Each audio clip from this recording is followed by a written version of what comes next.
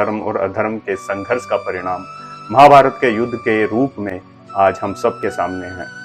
महाभारत का युद्ध जब समाप्त हुआ तो कुरुक्षेत्र में केवल और केवल शवों का अंबार लगा था। राजा धृतराष्ट्र और गंधारी के 100 पुत्र युद्ध में मारे गए। गंधारी, जो अपनी आंखों पर हमेशा पट्टी बांधकर पति के अंधत्व का अनुकरण करती थी, अपने पुत्रों के शव को देखकर क्रोध और शोक से भर गई। महल के प्रांगण में सफेद वस्त्रों में लिपटे अपने 100 पुत्रों के शव को देखकर वो फूट फूट कर रोने लगी। जब अपने पुत्रों की मृत्यु का विलाप कर रही थी, तभी श्री कृष्ण वहां पहुंचे।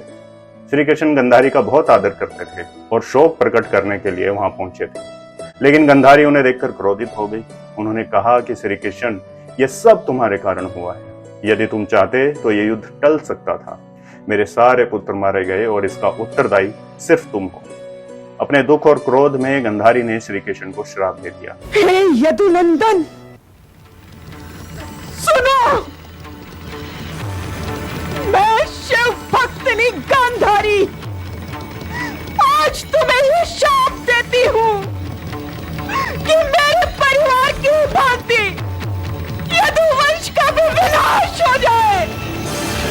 श्री कृष्ण ने गंधारी की बात को ध्यानपूर्वक सुना और अपने दोनों हाथ जोड़कर कहा, माता, यदि इस श्राप से आपको शांति मिलती है तो ऐसा ही होगा।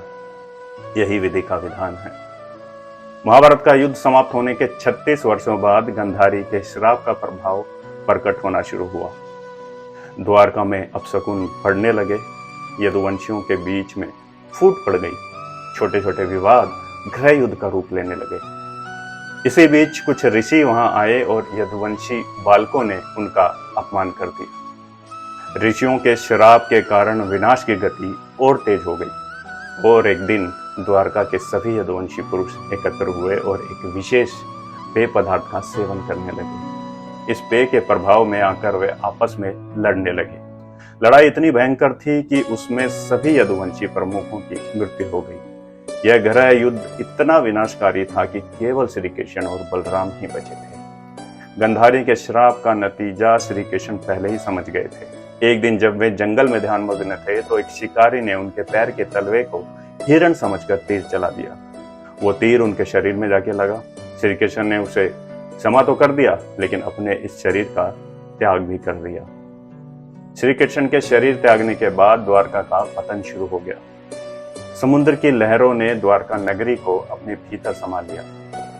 यह घटना इस बात का प्रमाण थी कि गंधारी का श्राप सत्य साबित हुआ।